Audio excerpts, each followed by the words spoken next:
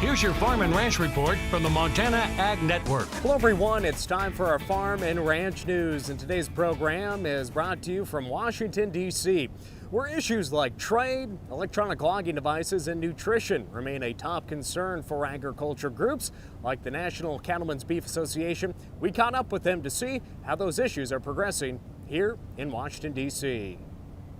The push right now is to get Speaker Pelosi to set a date for the vote on USMCA.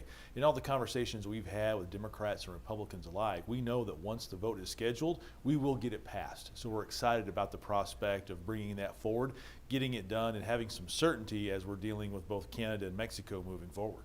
The trade talks between the United States and Japan are going very well. We're excited about how quickly they are moving forward.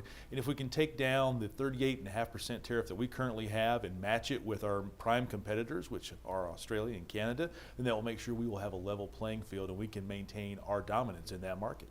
NCBA has also addressed EPA regulations. Waters of the United States is almost behind us.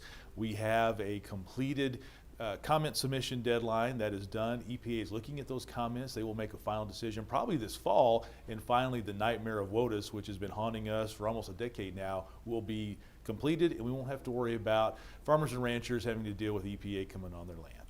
CERCLA and EPCRA is just the alphabet soup for EPA's Superfund program, and through legislation and a recent rulemaking, we have been able to exempt animal agriculture emissions from EPA's Superfund. A huge win for us, not only as a cattle business, for all of agriculture. ELDs that impact livestock haulers are also a top priority. We're getting more and more individual members of Congress to understand the importance of allowing a longer drive time for the welfare of our animals. So we are pushing for a 150 air mile exemption on the back end of a haul to make sure that if you're getting close to your destination, that you don't have to stop if you run out of hours. And both Democrats and Republicans alike can support that. In the meantime, we continue to be exempted from ELDs, and we're going to maintain that. Spend a lot of time right now working on the dietary guidelines. This happens every 5 years, and it's important to make sure that beef stays in the middle of the plate.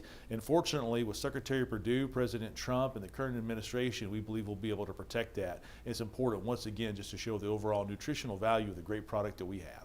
Also, over 60 young ranchers from across the nation, including Montana, just completed the NCBA's Young Cattlemen's Conference. We'll have more on that trip on our Montana Ag Network Facebook page later. Don't go away, well, more news right after this. As we return back today, it's truly a small world after all.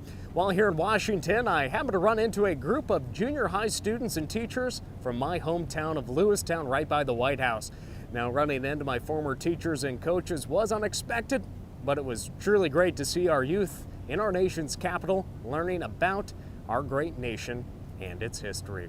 Now, looking to other news, there won't be any trade relief payments for farmers with unplanted crops. That comes from an unnamed official at USDA who said the department has made that determination. However, a department spokesperson did not confirm nor deny that a decision has been made either way.